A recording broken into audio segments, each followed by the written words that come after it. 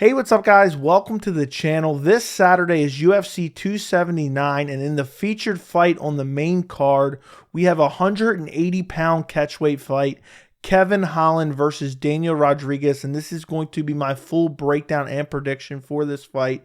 And the reason this fight is at a catchweight is because the UFC put together a terrible card initially for UFC 279, still not all that great. And last minute, essentially, they threw some fights together. So Daniel Rodriguez and Kevin Holland really are two 170-pound fighters, welterweight fighters, but they can't make the weight in time for UFC 279 because this fight was put together last minute. So they're fighting at 180 pounds. Doesn't make a whole lot of sense. It's a great matchup stylistically, but to make it on 2 weeks' notice. And now it's not even in a weight class. It's not at middleweight. It's not at welterweight. I don't know really what it means for the division, but stylistically, this should be a very fun fight. Kevin Holland is really never in a boring fight. Daniel Rodriguez is never in a boring fight. And both of these guys have decent outlooks towards the welterweight division. Kevin Holland used to fight at 185 pounds, but he moved down to 170. He's had some success there. Daniel Rodriguez has always been one of those guys who is just so good, but he's not top 15 material. So a win over Kevin Holland would be a big win on his resume. And either way, no matter, you look at this fight, say it's not really of significant importance, this is still stylistically a very fun matchup, and I'm looking forward to this fight. You look at the tail of the tape for this fight. Kevin Holland is 23-7. Daniel Rodriguez is 16-2. Neither guy is ranked in any weight class. Holland is 29 years old. Daniel Rodriguez is 35. Holland is 6'3". Rodriguez is 6'1". Holland has an 81-inch reach. Rodriguez has a 74-inch reach. So a massive 7-inch reach advantage for Kevin Holland. You look at Daniel Rodriguez, of his 16 wins, he's won 8 by knockout, 4 by submission, and 4 by decision. You look at his 2 losses, he has 0 losses by knockout, 0 by submission. The only way he's ever lost is via decision, and one of those is kind of questionable, which we'll talk about here in a minute. His last fight was in August of last year. I'm not sure why he's been out so long, over a year at this point, and he wasn't even supposed to fight on this card. It was thrown together last minute, and his last fight was against Kevin Lee. And this is the biggest name on Daniel Rodriguez's resume. And he lost the first round. He got outstruck and outgrappled in the first round. And then the second and third round, he just came on strong. He was able to land the better shots. He was able to defend the takedowns. And if he did get taken down, he was able to get back up. Kevin Holland was fading, and he won the fight via decision. That's the biggest win of his career. How much does that really mean? I don't know. Kevin Holland was so inconsistent. Kevin Lee was so inconsistent that sometimes he looked like a world beater, but other times he just looked terrible. And then he went on to Eagle FC, and I know he had a knee injury, but he fought a relatively close fight with Diego Sanchez. Diego Sanchez, I love Diego Sanchez, but he's essentially a dead body at this point. So I don't know how much that win really means. I know it sounds crazy, but I don't know how much it means. The fight before that was against Preston Parsons. I'm not even sure if he's still in the UFC. But Daniel Rodriguez looked good in this fight, was lighting him up on the feet, finished him towards the tail end of the first round.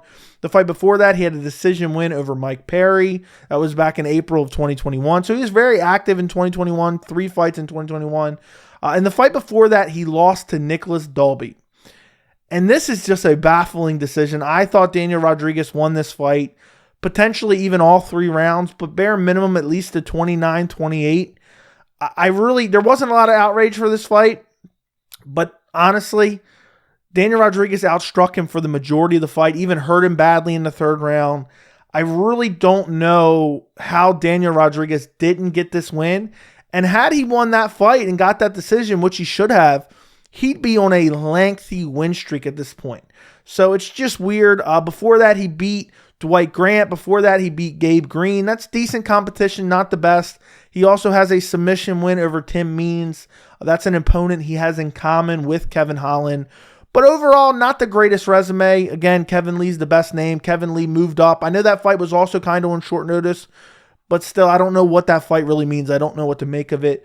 You look at Kevin Holland, he has 23 wins. Of those 23 wins, 13 by knockout, 6 by submission, and 4 by decision.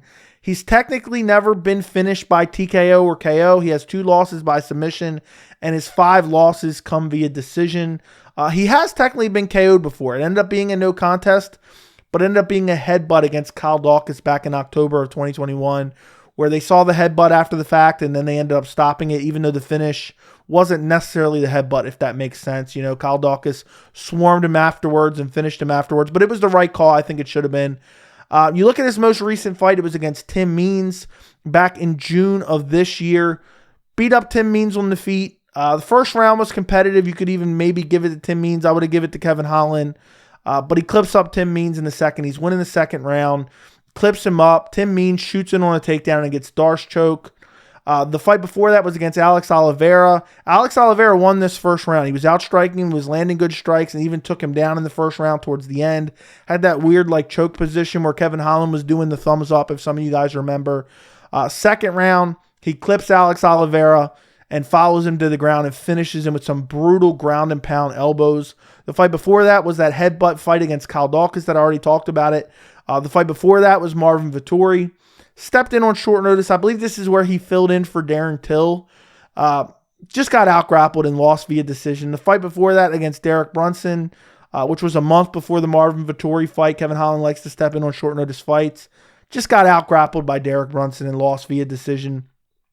The year before that, because that's all 2021. The year before that, in 2020, Kevin Holland may have very well been the fighter of the year. He had 5 wins in 2020. Anthony Hernandez, Joaquin Buckley, which is aged pretty well. He KO'd him. Beat Darian Stewart, beat Charlie Ontiveros. I mean, that really doesn't mean much.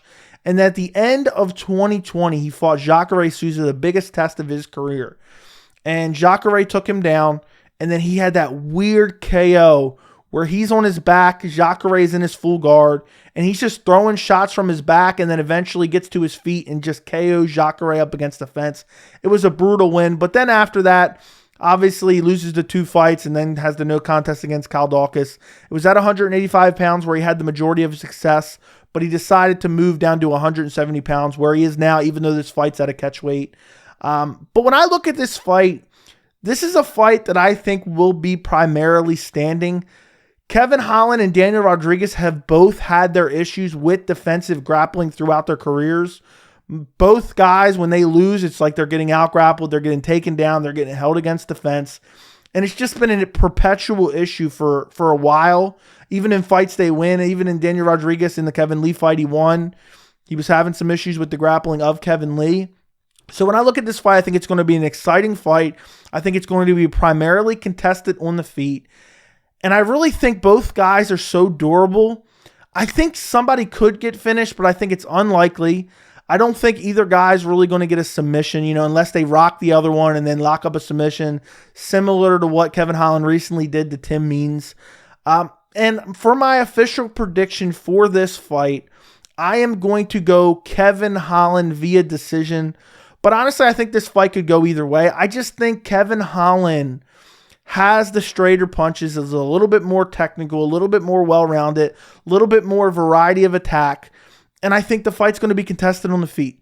And I think Daniel Rodriguez might have a little bit more power, but I just think he throws a lot of wild looping punches. And I think Kevin Holland throws a lot of straight left, straight rights. He's pumping the jab. He's chopping the legs. He's kicking to the body.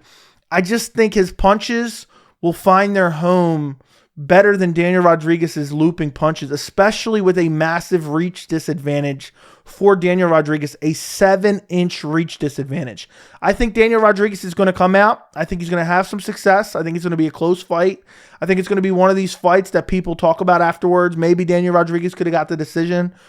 But I think it's going to be a fight where Kevin Holland's reach and straight punches are going to win in the fight. And also, I think he's going to be deep into the body, and I think he's going to be using his footwork. And I think he knows Daniel Rodriguez possesses serious power. And I think he's going to be very wary of that. And I just think he's going to kind of stay towards the outside, throw combinations. And Daniel Rodriguez, he has good power, but he's not like lightning fast. I think Kevin Holland has a speed advantage. I don't think either guy's going to get tired. I think both have decent stamina. And I see this fight maybe a 29-28 win for Kevin Holland. I think the first round maybe really close, could go either way. Maybe it goes to Daniel Rodriguez, and then in the second or third, Kevin Holland really pulls out ahead with his straight punches and just better variety of attacks. Daniel Rodriguez doesn't throw a lot of kicks. He does have very good leg kicks, and also Kevin Holland is susceptible to leg kicks. So I could see Daniel Rodriguez coming out with a heavy leg kick attack, and maybe he slows him down, and then maybe he's able to track him down a little bit better with his looping punches. But I just think the reach disadvantage is going to be too much. I think, Daniel Rodriguez is good, but how good is he really? Because the level of competition he's faced, it just isn't that great. So it's really hard for me to pick him.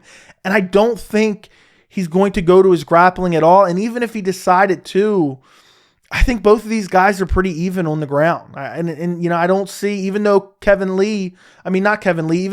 Holland has his defensive grappling issues, I don't see a fight where Daniel Rodriguez takes him down and holds him down the ground. Kevin Holland has been working on his grappling since being exposed at middleweight. And I don't think Daniel Rodriguez is the level of grappler where he'll be able to win a fight with his wrestling against a guy like Kevin Holland. And he has particularly long arms as well. So, who knows? We might see a Kevin Holland fight where he rocks him. Daniel Rodriguez is shooting in on a takedown because he's hurt, and then he gets another Darce choke. But I think, again, Kevin Holland lights him up with the straight punches, pulls away in round 2 and round 3, and wins the fight via unanimous decision. But it's going to be a close, competitive, exciting fight. Let me know what you guys think down in the comments. Don't forget to like the video, and thank you so much for watching.